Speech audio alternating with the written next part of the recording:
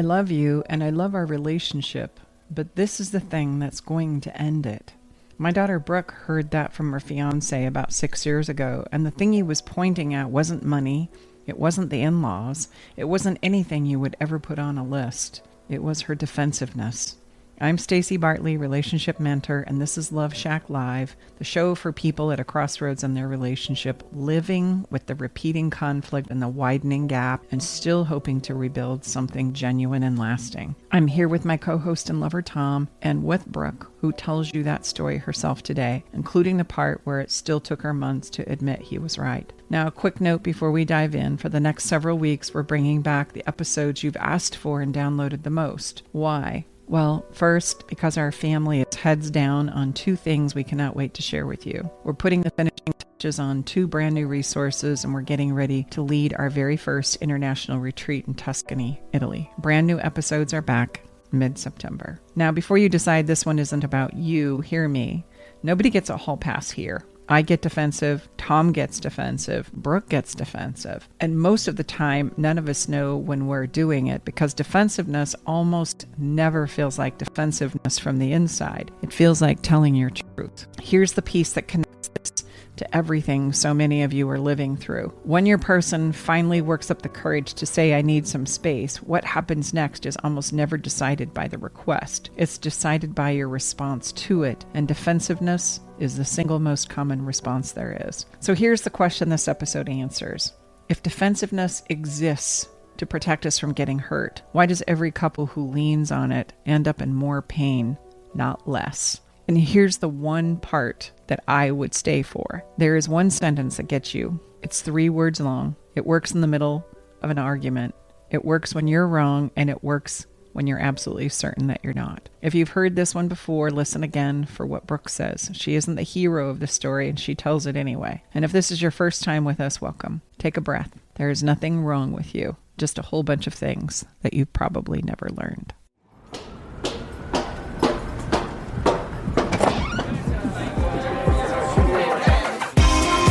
Hey, thank you for coming. Welcome to the Love Shack.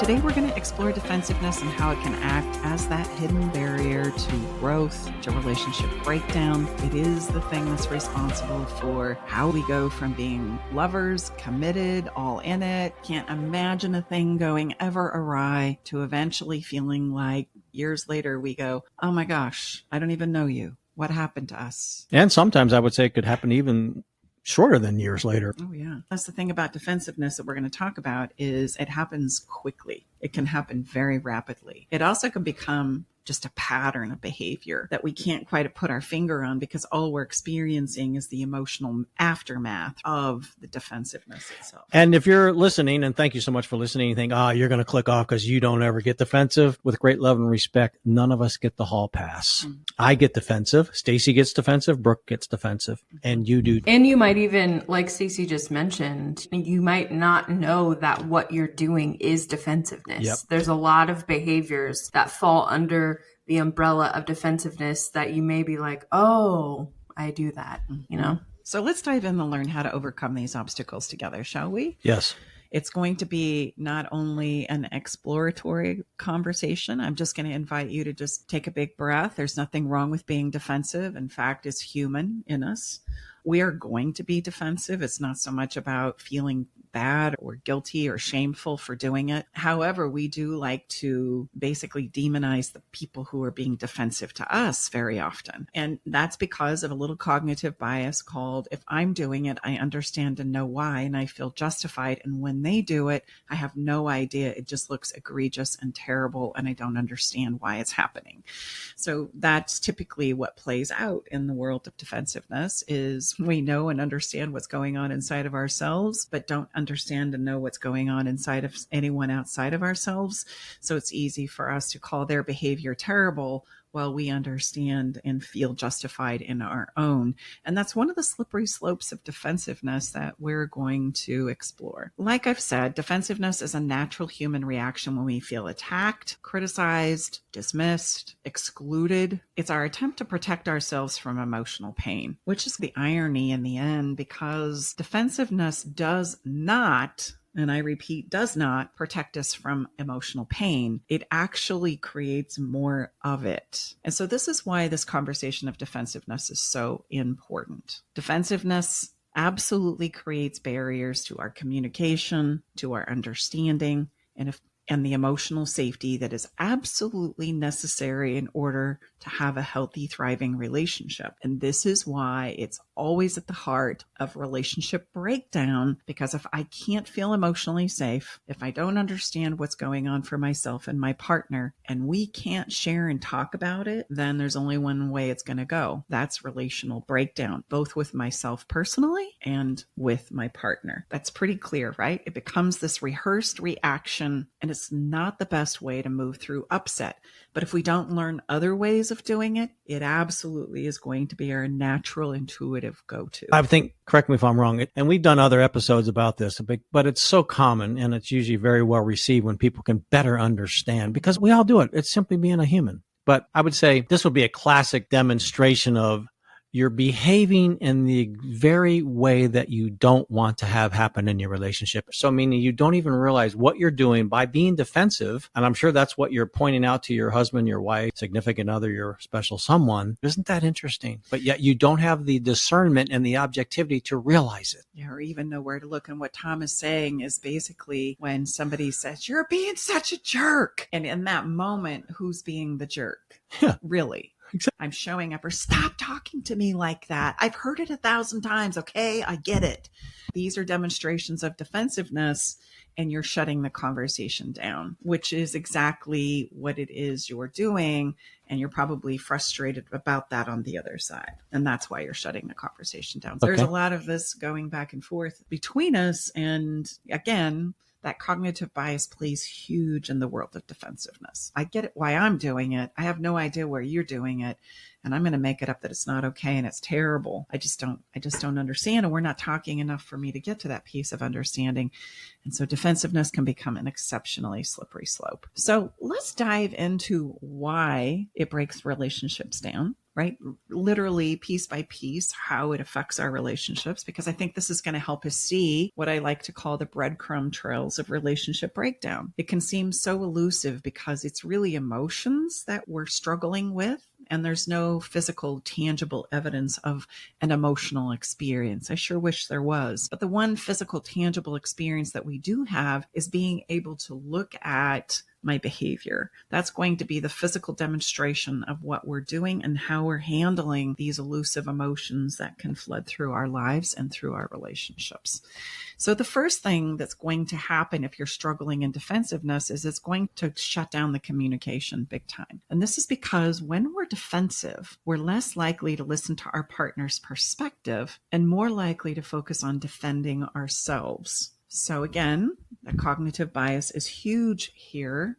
I don't necessarily want to hear what you have to say. I just want you to stop or start doing whatever it is that's upsetting me. And in that moment, we start to come off as very manipulative in our defensiveness. This is the classic. If you would just do X, all of our problems would be gone. Anytime. Or just not do this. Either do this or not do this. That's the classic. Well, yeah, come on, man. Just get your X together and, we'll be good. If you continually defend yourself to your partner, I did this a lot in the beginning of my relationship with Jack. He would be telling me something that was hurting him that I was doing. And the only thing that I would do is say, no, that's not the kind of person I am. So that's impossible for that to be happening. No, I don't do that. I never do that. And he's like, do you hear yourself right now? I'm telling you that you are. And it doesn't matter if that's not the kind of person you are. You're doing it. And I know you're not doing it to hurt me, but it's hurting me. And I would like us to have a change here. But you're not allowing that conversation to happen because all you're doing is telling me that, no, you're a good person. That's not the conversation we're having. Great example. Hey, great and example. I just want to say this, just because you're defensive does not mean you're not a good person, right? It means you're a person that has emotions. And I like to say, welcome to the human party. We all do, and we're all going to find ourselves being defensive. So it's not a matter of not doing it. And highlighting that you're not that type of a person doesn't mean you're not ever defensive. At the core, my intention is to not do those things or to hurt you, but I'm human. And so I am going to show up and do things that hurt other people's feelings, that manipulate other people, that undermine and dismiss people, because you're a human being. And this is what makes it so difficult to make progress in the relationship space, is because we love to label people. We love to classify the behavior that's terrible and awful, and everybody's doing it. Not just the people who really have a huge pattern of relational defensiveness, but even those of us who claim we're good people and don't do that. The hell you don't. If you're a human being, you're going to do it. And I think that really limits our ability to do some of these things that help us get out of defensiveness, because we're so busy protecting what we think we need to protect as our identity. As I'm not that kind of a person. I will never be that kind of a person.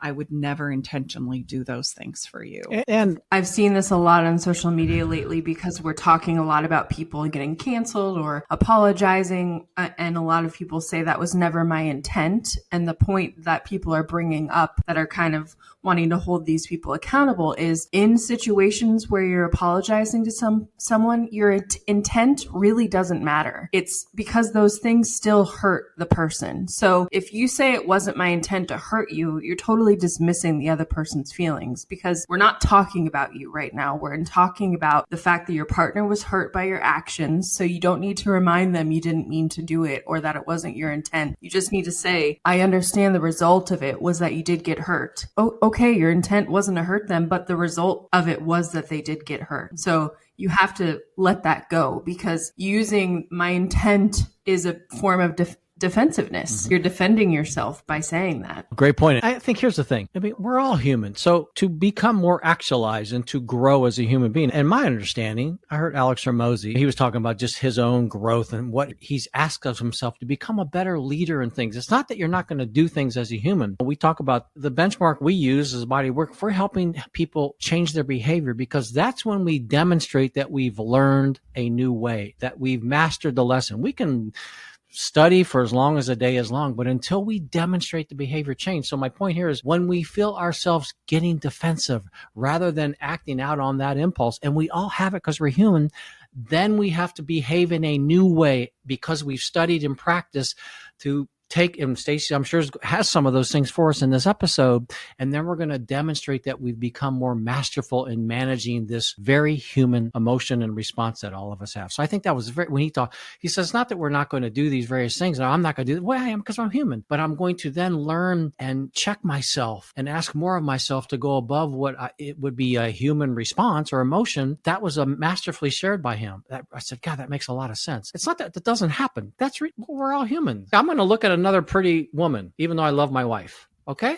Well, because I'm human and I love beautiful women. I love how they look, but it doesn't mean I want to go have an affair with them. And Staci has shared, there's been times where she said, you're looking at that. Yes, I am, but I love you. And she might say, please share with me now that you mean a lot to me. And I will. I'm not going to say I'll never do that again. That's ridiculous. We'll be right back. You know that moment when your partner says something, your whole body goes hot, and 2 seconds later you say something you wish you hadn't? That moment has a name, and it's a missing skill. Here's what nobody taught us. Love isn't the problem in our relationships. Missing skills are. The ability to pause, to know what we actually feel, to say it in a way that someone can hear us. If you want to see which skills are already working for you and which ones are quietly tripping you up, take the Better Love Skills Quiz. It's free, takes less than 10 minutes, and at the end you get your Better Love Blueprint, a personalized look at where you're strong, where you're stuck, and exactly what to do next. Go to betterlovequiz.com. That's betterlovequiz.com. Your free blueprint is waiting. Mm-hmm. At least this for me. Let's break this down into an experience I'm sure all of our listeners have had. Okay. While you're driving a car, have you ever cut somebody off? Absolutely. Unintentionally. Like you're looking at your phone. Yeah, we you all didn't, do it. you didn't know they were there. The coffee lid flies off, or you're just in your own world thinking about the bills you got to pay, the kids you got to pick up, the work you have to do, or maybe the fight that you just had with your partner and you inadvertently aren't paying attention and you cut somebody off. And isn't it ironic when we have somebody, right, come up along the side of us and flip us off as though they never do it. When we know if we're all on the road, it's only a matter of time because of our humanness, we're going to cut somebody off. And could we give somebody some grace for that and remember that I do it? And behavior is like this. Like we are absolutely going to get defensive. And if we could find some place inside of us to give ourselves a pause and some grace, not only for ourselves, but for our partners, it wouldn't have its way with us so often, because this is what shuts down our open communication. And remember, we're talking about one. The problem is communication is going to flatline. I want you to know also defensiveness is going to eliminate the ethos of emotional safety. Oh boy. So emotional safety is a critical element that must be present for open communication to take place. I want you to think of it as oxygen for a healthy relationship. And defensiveness will absolutely suck the oxygen completely out of the relationship to where you feel like you can no longer breathe. And that is an important thing to remember. Defensiveness, the minute you do it, is going to sacrifice the safety, and it happens in a nanosecond. It doesn't happen in days, weeks, months, or years. It happens in a nanosecond. That would remind listeners, maybe you've heard, and you can use the analogy of, how hard it is to blow up a balloon. So use the analogy of emotional safety in your relationship. You blow that balloon up, you're having a party for a special something. That thing is hard. You work a lot in the beginning, then you finally get it there. And if you can't get that dang thing tied correctly, it's always incredibly, it's kind of like I can't button a shirt. Sometimes I have to have Staci help me. Let's say you think you have it tied, but you don't do it. And then what happens? That air evaporates out of that balloon. How fast? That's exactly what happens to emotional safety. You've taken all that work to build it, and it can go, literally, you vaporize it out. Right? That's what we say. That's a good analogy. I think we all can get our arms around. Yeah. Which will precisely lead, when there's no emotional safety, gone. Okay. You said at the same time. We did. It's going to directly lead to escalating conflict. Like if it's not emotionally safe, then guess what? It's going to be our go-to now when we want to express ourselves. Not vulnerability, not how I really think and feel. Amp it up, baby. Amp it up. Now we're going to get defensive, and we're off to the races in regards to creating cycles of fighting. And they start out slow at first, but they start picking up speed. And as they pick up speed, I'm now allowing myself to say and do things that I thought I would never say to this person I say I love. Like it takes on a veracity of its own. As we desperately desire to be heard and to be validated, it turns into a straight up competition for us to be understood and validated for what I think and feel. And I'm in a tremendous amount of pain now because it's not safe to tell you anything. And I believe that I have to do these egregious things to you in order to get you to hear me, in order to get your attention, in order to save this relationship. Would this be the root of, we often hear, I'm turning into a version of myself that I don't even like? Would that be the kind of a root cause of that? I hear that often. This relationship has turned me into a monster of myself. And this is how it happens, is I feel like, right, I justify in my own thinking that I need to get more aggressive, more pushy, more controlling, more manipulative, which are all basic behaviors of defensiveness. Right? They're all kind of in the same camp. And as I allow myself to do those things in an effort to make sure that you love me, to make you pay for the things you said or did, then we are off to the races as far as like this escalating fighting that's continuing to go on. And it's the very cycle that you're saying you want to get rid of. It's the very cycle that you're saying, I don't know how we got here, and I don't know how to stop it, because every time we try, it happens again and it happens again. And it happens because we blame our partner, and our partner counters us with blame, making it difficult to resolve any issues whatsoever. Because what's lacking is the understanding that is necessary to stop the fighting. And so the fighting will continue as the understanding will continue to elude us. And the more desperate we get, the more we do it, the more escalated the fights become. Hence that vicious cycle. There we're in a vicious cycle now. So to remember why we thought we were getting defensive in the beginning, I'm just pointing out this irony again. Remember, we did it to protect ourselves from emotional pain. And now we're in this cycle and the emotional pain is off the chart. Just wanted to highlight that this right thing that we think we need to do to protect us from emotional pain actually increases emotional pain. It does not stop emotional Also, pain. what you call the classic race to the bottom. It is called the classic race to the bottom. So I'm a pretty good student, aren't I? You really are. You got this. Get a star next to my name? Yes, absolutely. Maybe We can't go there. All right. So this leads us to the inevitable, which is going to be no more growth and progress can be had here. If I can't understand you, if we can't talk and share about it, if we have no emotional safety, if we're trying to get somebody to pay, we're all going to pay for that. The emotional pain is off of the chart. I know I love you. I know things were good. I want to get back to the best days of our relationship. I just can't figure out how to get there. And in this space, it's going to prevent growth in myself and in us. And by not addressing the underlying issues of defensiveness, it's going to hinder any forward progress. Defensiveness will be our go-to when we become emotionally upset, and we'll go round after round, year after year in this fight until we run out of emotional gas. So do we work, I mean, you find people that have been in this pattern for like a long time, haven't Years, we? 20 years, 30 years, My goodness. 40 years. No wonder they're tired, huh?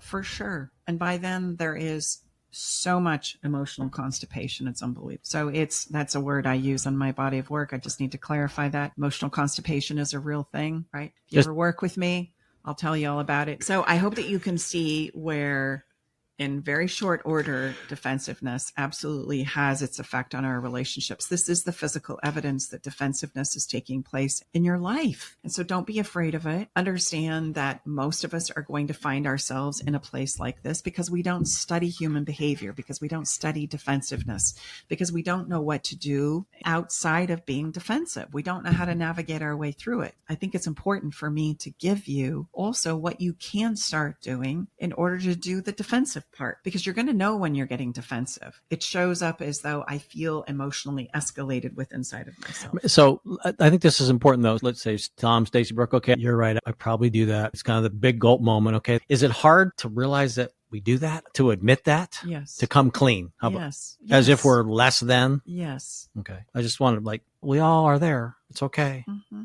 It's okay. Well, and just know that being self-reflective with inside of myself is some of the most courageous work that I ever do. Well. It's so much easier to look outside of myself and determine who should be doing what and to judge others for what they're doing and not doing. And then I judge myself based on the exterior. That's a much easier place for us to go. But when I have to go, okay, let me just check myself. Do I do this? God, I think I might. We can get defensive about that. Just like Brooke had described in our conversation as we started this piece. Jack I'm not was that kind of a person. Yeah. I don't want to show up like that. This cannot be happening because I swear I judge myself harshly for people who do this and I'm not doing it. It's like I can't admit or own the fact that I am hurting your feelings and I am being a jerk and I have said some really messed up things in my own defensiveness. And what's interesting about that is I will not get out of this emotional hell I'm living in until I can accept the fact that I did it. And then it's almost like I get handed the emotional key to let myself out, to find this place inside of me that I can do this. It doesn't mean I'm terrible, I'm bad, I'm horrible. I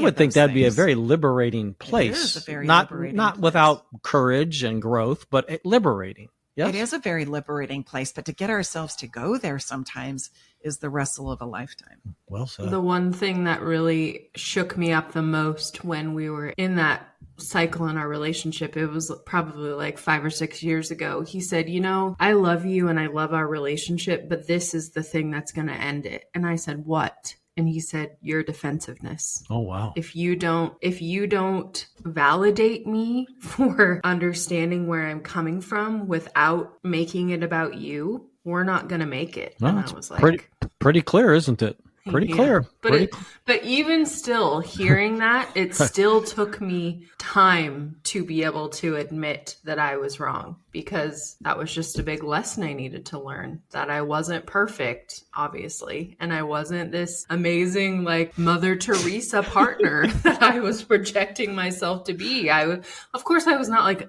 verbally abusing him or being mean. I was just doing some things that were selfish. And he was like, could you just acknowledge that maybe what you're doing is a little selfish? That's all I'm asking for. And I was putting up this huge performance of how I'm just this martyr, wonderful woman all the time. And he was like, girlfriend, I think maybe you're not being real with yourself. So in the end, it was a very good lesson, and I like to share it with people because it was the first time that my defensiveness had really been reflected back at me. And obviously that was a very hard thing for me to accept. As it is for all of us. Come on. It is, and it's where it all begins, is just the willingness to go, maybe I do that. Let me just take a look at myself. That's where it all begins. And that's the first step, which is literally self-awareness. Instead of me getting so hung up on what's happening outside, maybe I should consider some of the things that my partner is telling me I do, and consider things they've said I do that hurts their feelings. And maybe I should just contemplate that for myself and go, do I do that? Maybe I do. Give it a possibility. That's going to be the first step to getting yourself out of defensiveness, and not only out of it, but managing it, because as we've already said, it's going to come up, it's going to flash. And so be willing to recognize when you're feeling defensive, and then simply take a step back and pause to understand why. What is it that's going on for you? Can you articulate it? Can you put it into thoughts? Can you put your thoughts, feelings, and emotions into a language that you can then share? Because if you can't do that piece of translation, we're kind of dead in the water. And then if you can't allow your partner to share those things with you, then you're also dead in the water. Just as Jack had said to Brooke, you know what? This is going to be the thing that ends our relationship. And it will, because in a nanosecond, if you invalidate me again and again and again, there's nowhere for this to go but to breakdown. So that's really important for us to be able to check ourselves. I just want to bring attention to what you just said for anyone that might have missed it, because it was subtle. When Mom 2 said, if you don't allow your partner to share their feelings with you, meaning without you getting defensive, that's what she means by that. So it's your partner having the safety and permission to say, hey, this thing you do, it hurts my feelings, or this, whatever, this behavior that you're doing is breaking down our relationship. And for you to listen to that and say, hey, there might be some truth there, rather than immediately defending yourself, because that's what we all want to do. We want to make ourselves feel better and make ourselves say, no, we don't do that. No, that's not happening. But that's a big, big skill. I want you to understand and realize that even though this may be happening for the person that you're in love with, it doesn't mean it's your fault. That's, I think, a big one that we get hung up on too. It's not your fault. It's happening because just think about this. Internally, we all have different things that work for us and don't work for us. There's tones of voice, there's looks on our face, there's behaviors that we have that can be construed as, in our own illusions and in our own minds, as hurtful. And so I may not intend to be hurtful, but it nonetheless doesn't mean you're not hurting your person, because they're associating whatever is playing out as hurtful. And so we want to just be mindful of that's not your fault that it's happening, but to disregard it as though it might be a potential experience your partner is having is going to be the problem. Not the fact that it even happened, but the fact that we're not going to be able to address it, course correct, and move on from it. We're going to get stuck. Yeah. I hope that makes sense. That makes total sense, but make sure there's a lot there. And listener, please, you need to really draw attention. Well, you really need to wrap your around, because I think here's the thing. None of us are having the same experience with the same triggers. Guess that's what we call our movie. That's if you really can get that. It doesn't matter that you're not having that same experience, but if you truly want to stay connected and engage and have intimacy into the all of you, into you see of your partner, then you've got to get your arms around that he or she is having an emotional upset, and you need to be able to hear that and acknowledge that and understand that. Not that not disregard it because it ain't happening for you. Do not do that, because that is guaranteed to cause. That's one of the guarantees. I will say. Wedge. Yes, drive a wedge. Make you canyons apart, make your partner resent you because you won't validate their experience. And it doesn't matter if you're not having the same experience. You may not even think there's anything wrong with the thing that you did. But the fact that it's causing your partner pain is what you need to acknowledge. You might even think it's freaking ridiculous. Let's just be honest. Yeah. But that's not the issue. And that might not be the best thing to say, to be fair. You're not, you don't need to discuss whether or not you think it's ridiculous. That's not the conversation you're having. No, I was having a little fun there.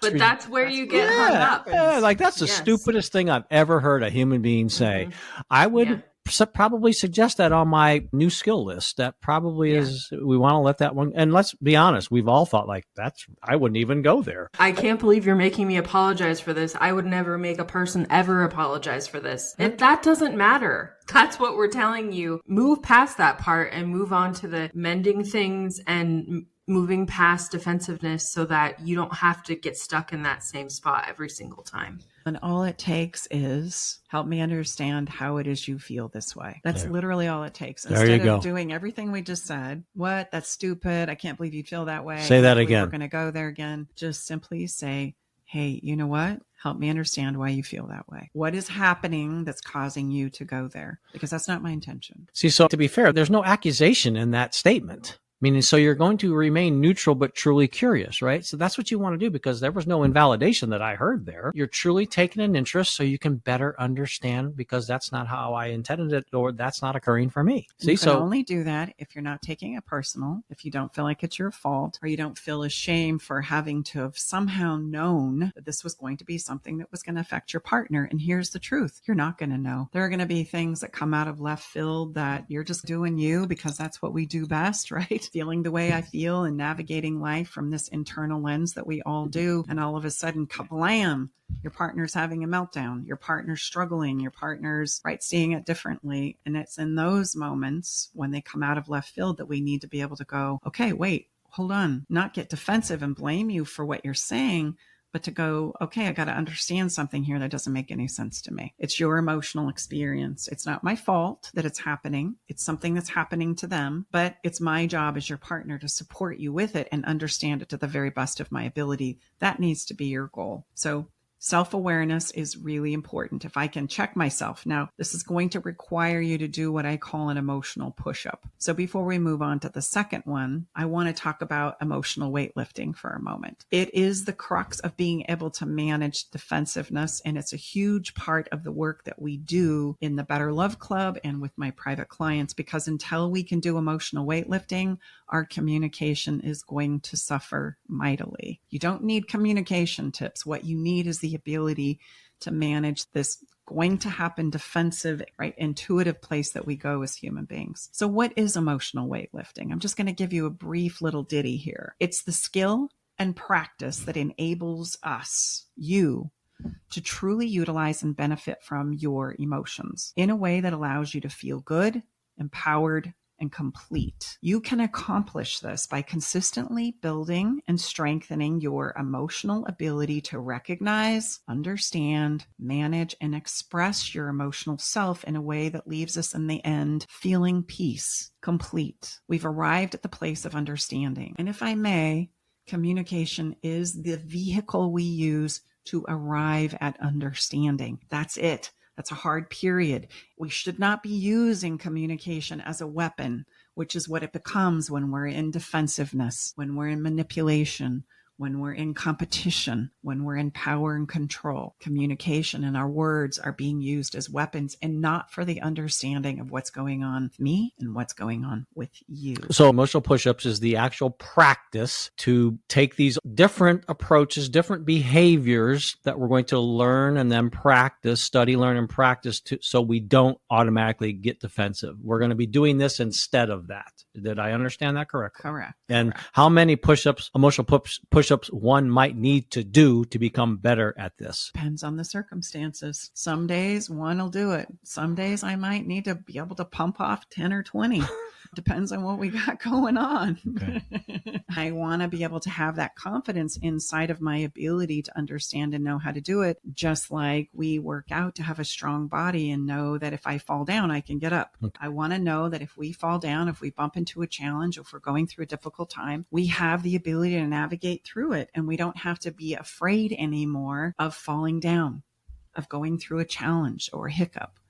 It's the same. So we want to build for these things. Yes. And there's learning and practice that need to be done in order to accomplish that. But awareness is the first step, and awareness of what's going on for you is what you need to bring to the table, both so that you can set it down long enough to listen to your person, and also so that you can let yourself out of emotional jail or defensiveness by understanding that, oh, wow, maybe I can look and see if I'm doing that too. It's okay. It doesn't mean anything about who I am. It just means it's something I do as a human being, and it's okay to look at that. So that takes us to the second one, which is active listening. Listening is hard. Listening is out of the positions that we can be in when it comes to communication, sharing, and listening. Listening is the most challenging place. And I'd better know how to do an emotional push-up or it's not going to go well. Because what happens when I'm listening to you is that you're going to inevitably say something or bring something up that's going to fire me off emotionally. And now I'm not listening anymore. I'm thinking about my comeback. I'm thinking about how egregious this is. I can't even listen to this. I can't believe you're even going there. I can't believe you would say that. And the minute I start going there in my thinking, I'm not listening anymore. So we don't have any hopes of understanding or arriving at that place of understanding. I'm probably going to overtalk, cut you off, roll my eyes, get exasperated, walk out of the room when these things happen, and then just realize listening is not happening. And if listening isn't present, there's no way we're going to get to the understanding we so desperately need. And so guess what happens? Everybody's trying to talk over the other person. And then we fight. It escalates, and now we're fighting. Now we're not mindful of even what's going on. We're just acting out the emotions that we're feeling until we say something horrible or egregious and somebody walks away, shuts it down, gets completely hurt, right? And then we have to recover from that. So the emotional push-up would be what in that specific situation then? Being able to have the ability to work on the listening instead of the reacting when whatever is being said is coming out of their mouth. Okay. Let me give you an example of this. If Tom were to come to me and say, I'm finding you to be very verbally abusive. Ouch, dang, right? That's initially what I'm going to go, oh gosh, that's not a person I want to be. That's not the partner I want to be. Really? If I'm going to be defensive, I'm going to go, that's just a bunch of crap. I don't do that. Sorry. And you know what? Let me show you where you're verbally abusive too, because I want you to know you do it too. And there are times I felt just exactly like this. And I'm going to snap out my evidence sheet and go, remember Christmas, such and such a day and such a time, you were verbally abusive to me. You call that your big old bag of truth that you whip around? Okay. Yeah. Remember the other day when we were out with some friends, you were verbally abusive right there too. And so what's happening? I'm shutting the conversation down. I'm attacking. I'm defending. I haven't been reflective as to whether maybe I do verbally abuse you sometimes. I don't know. Maybe I should take a look at that, right? If you're feeling like that's what I'm doing, what's my alternative? Defensive? It's going to be my natural go-to. But what have I accomplished there? Do I have understanding? No. Are we able to have a conversation about it? No. Did I shut the conversation down? Yes. That is exactly what I don't want to encourage you to do. We're dead in the water until it comes up again and you have the same feeling where you're feeling like I'm verbally abusive and then I'm going to get defensive again and we're going to have that same conversation over and over again. The things that continue to come up again and again in your relationship are things that you do not have understanding around. And they're going to come up again and again and again and again until they don't come up anymore. And about that time, you're done. The relationship is over. It's history, right? We stop talking about or attempting to talk about these things, even in non-functional ways. That's about the time we throw our arms in the air and give up. Okay. I'm fighting to get you to understand this. And the classic version that we've all heard with people in our circle of influence that don't choose to stay together anymore, we usually hear some version of, I just can't do this anymore. The fighting for my relationship to be heard, to be understood, to move, to progress, to grow through this. Done. I'm done. I can't do it anymore. Okay. So what could I do instead? Yes. Based on what we're highlighting here. And this would be representation of what we call emotional push. Emotional weightlifting. And better, we like to get people's arms around visualizing. Just think of yourself doing a push-up. If you're in the physical space, this would be the emotional version of that. And people seem to be able to understand that. It's just a way of getting your mind around something that's not physical. Well, and I am pushing against something. I'm pushing against or resisting the urge to react. It's hurtful to hear my person say that. So I am really having to do an emotional push-up. I've got to hold that emotion or resist the temptation to talk over you, to pull out the evidence, to get down and dirty, to defend myself. And instead, I'm going to have to, in my emotional place of strength, say, help me understand how I'm being verbally abusive. Because I don't feel like I am. But if you're experiencing me that way, perhaps there's things I need to understand about you. And that could be words that were used. Again, see, we got to separate. I think this is because lots of push-ups have been done. It helps us. Again, it's not that you're in this true spirit of this. It's not that someone is looking to be harmful or they're inferior or superior. It's simply, we all have our own movie experience. We've talked about this on our, like, you're at a one movie and someone else, and we all think that all 7.5 billion of us are at the same movie. We're not. We're all having our own individual experience of all that's being fired off externally. And to be fair, we've never lived in a place in a time in history that we have so much coming at us. There's so much places of emotional trigger that we're all navigating as human beings. So we need to remember that. Oh my gosh, I never looked at it. I didn't realize that. Yeah, we all have the same set of externals can bring up way different responses for all of us as humans. Well, let's continue to play this out. Okay. Hey, you know what? That really hurts my feelings. It's not my intention to be verbally abusive. Help me understand how it is I'm verbally abusive to you. How do I come across this way? I want to understand that, because that's the last thing I want to be for you. And you start to say, it's this string of words that you use every time that shuts me down. It puts a pit in my stomach, and I can't stand it. I absolutely can't stand it. These words that I'm saying right here, that's where you go, right? Yeah, that's it. Okay. What are some words that I could use to explain what's happening on my side? Could I use these words? Could I use these words? Could I use these words? That would work. Those words would work, Tom would say. And I'd say, okay, that's how we're going to go forward with that. I'm sorry you felt verbally abused. We got to a place of understanding about how what I was doing was causing him to go there. And if we can work through that, then we can come up with a solution that's going to help us move forward in a different direction. And we've uncovered it. And I now know to avoid those words and use these other words. And if my person is feeling verbally abused, how are they going to show up in my relationship, and how are they going to treat me? Not good. So even though you don't feel like you're being a verbally abusive, if they're seeing you in that light, we want to address it because it's going to affect the co-creation called your relationship. We can't just dismiss it and go, that's ridiculous. You're going to see I'm not verbally abusive. I love the pants off you. You know, all these things I do for you that tell you I love you every single day. How could you go there? That could be another place where we could snap out that evidence that I highlighted. Right? That's ridiculous. I'm not verbally abusive. Look at all these things I do for you. Look at how much I love you. How can you see me in that light? We don't even have to go down that path if you understand the power of just saying, whoa, you're saying you feel verbally abused by me? I need to understand that one. How is that coming across? How is that happening? Let's work with it. When what you've so wonderfully just really played out right here with us live is the foundation of what you often remind us and our listeners is we show up as good as we feel in our relationship. So if I'm feeling like Staci is verbally abusing me, I'm not feeling so dang good. So guess what? That's going to definitely not help our relationship experience the best that it can experience. I'm going to lose anyway. Yeah. So I'm going to be in emotional pain anyway. I don't really have much to defend emotionally if I want a great relationship.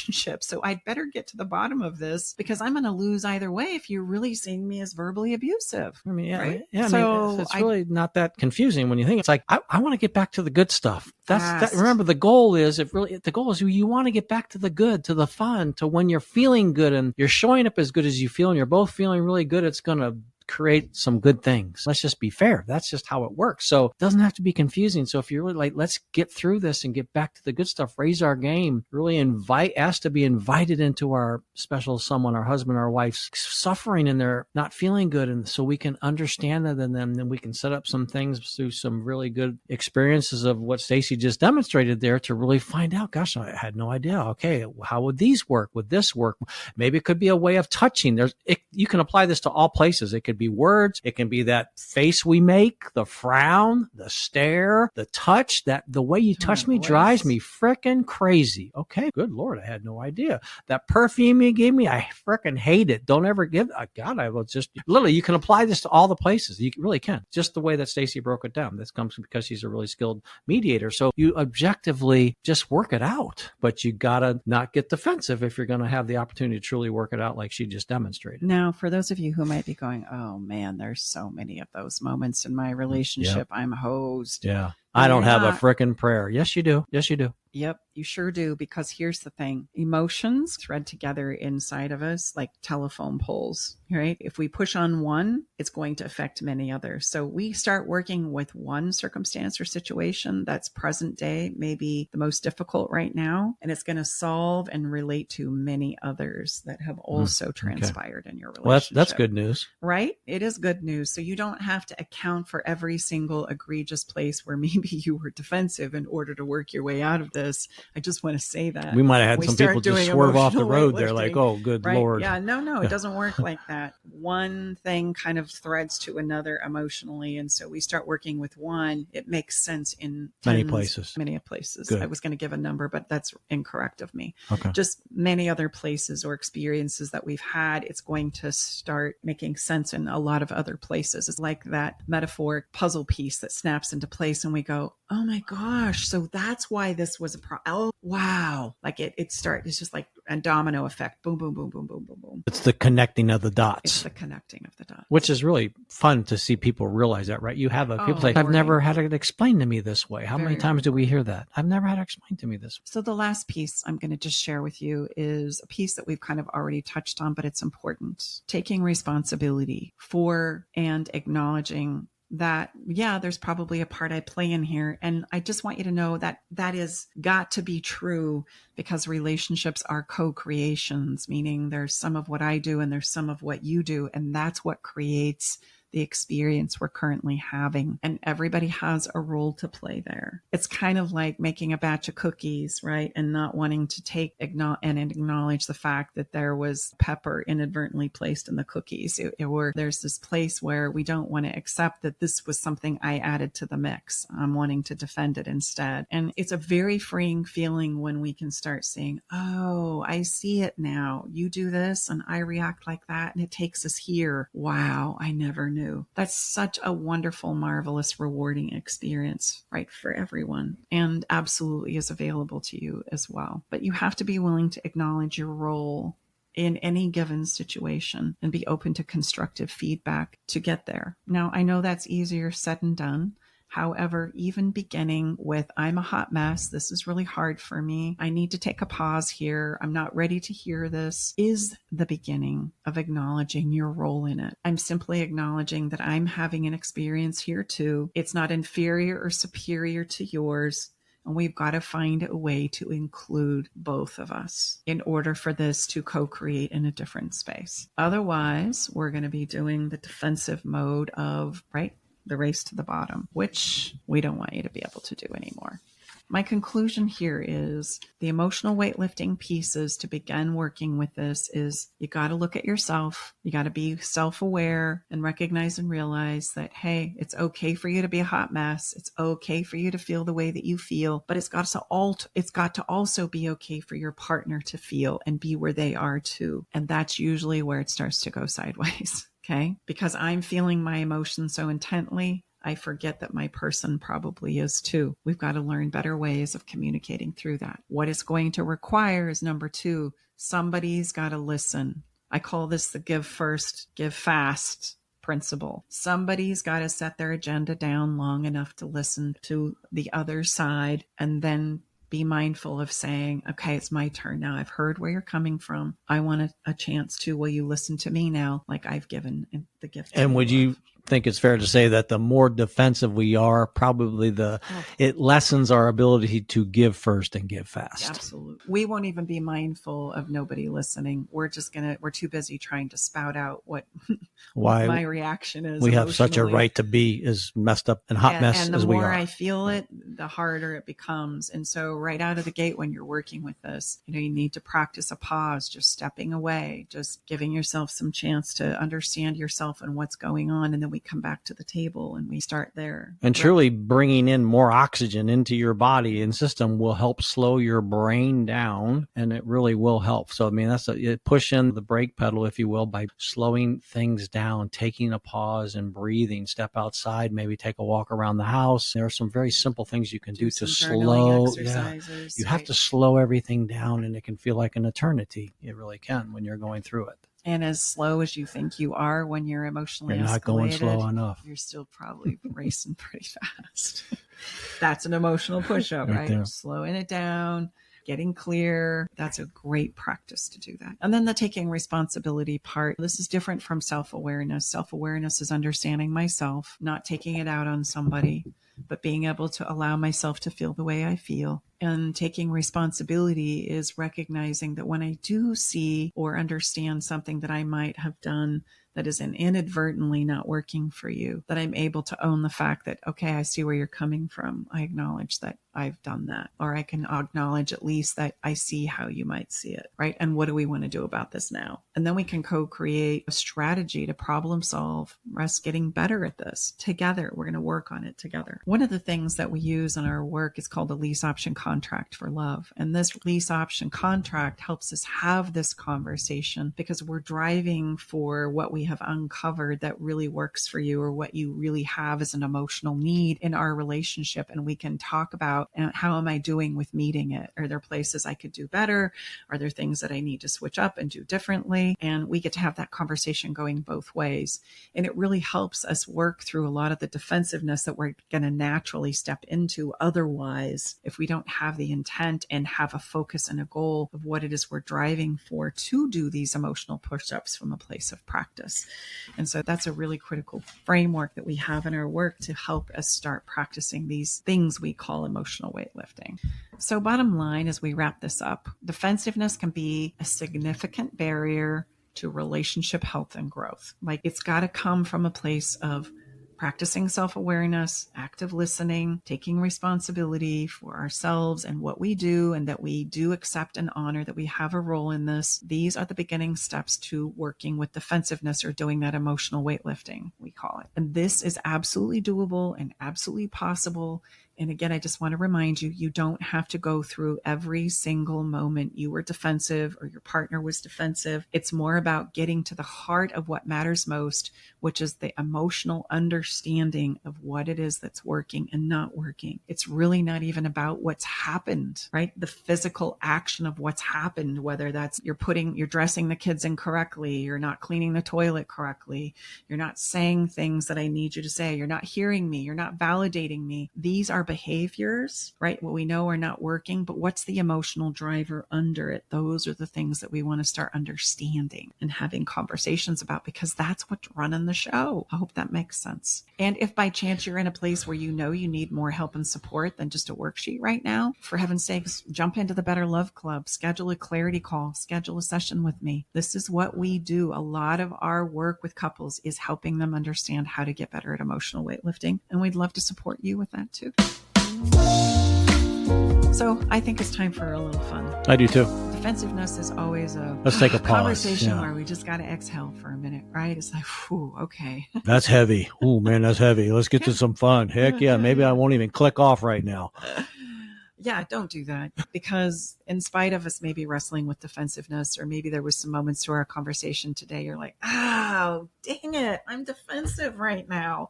Yeah, maybe you even felt defensive while we were talking about it, right? That could be happening. This is big stuff for us to kind of confront and look at. And I just want you to know it's absolutely doable. It's what we need to do to get better at this thing we call love, right? It is what is required of us. It's an efforted journey, but it's a worthy journey that pays huge benefits for doing so.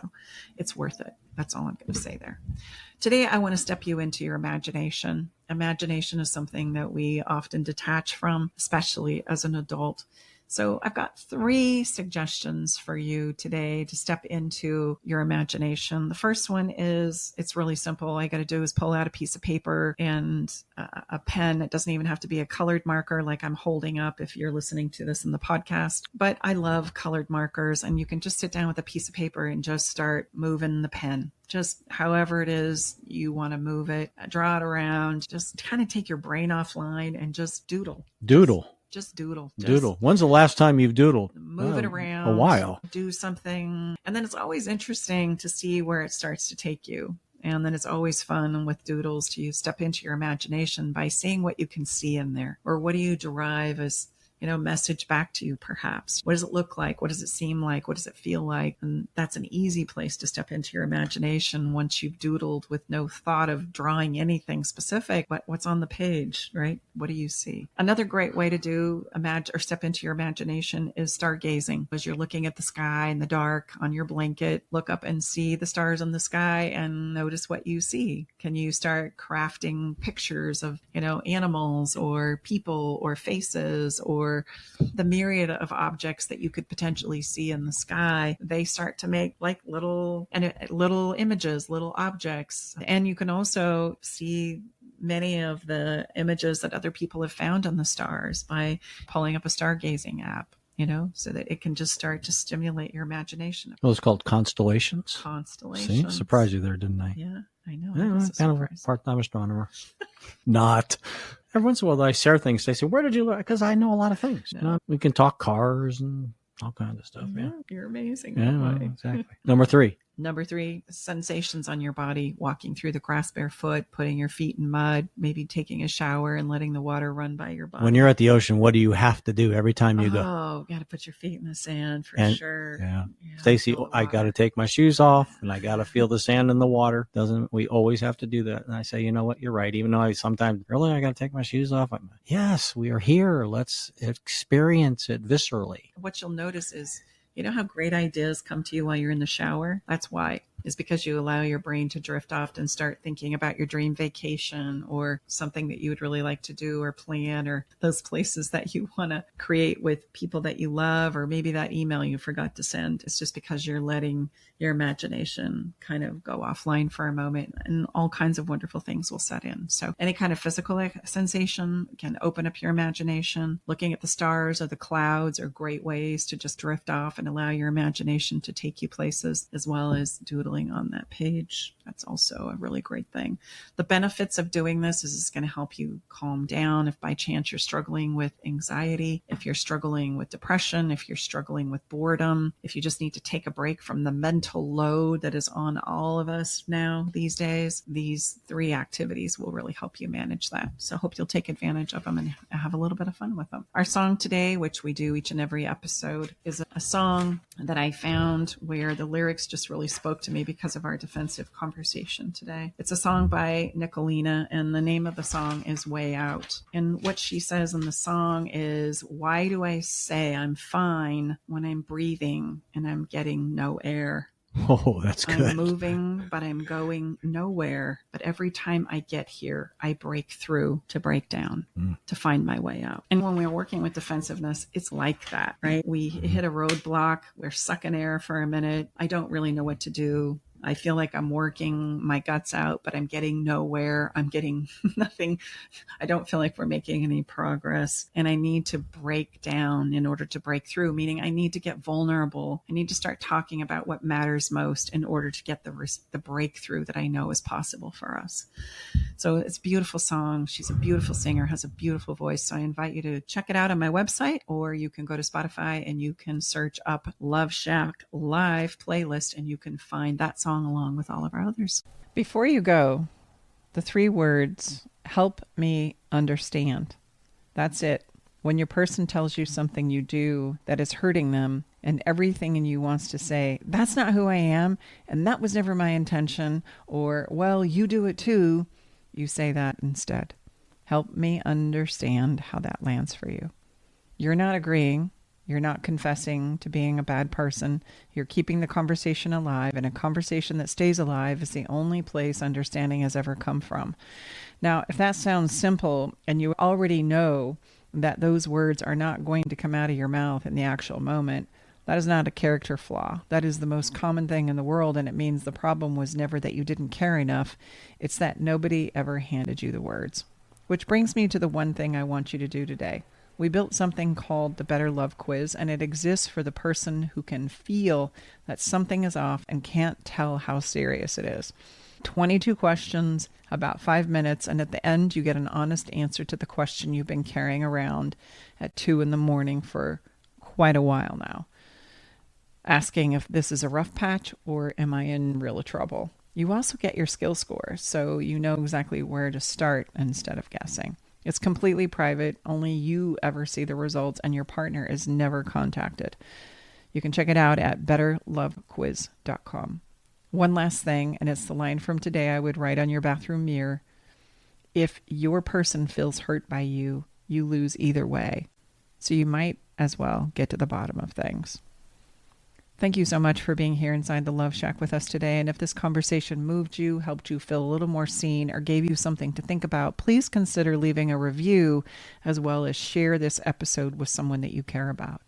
Let's make sure that the people we care about get the information and support they need for navigating challenging times. And remember, love isn't enough, but skills are. Learn them, practice them, and live them today. Bye-bye for now.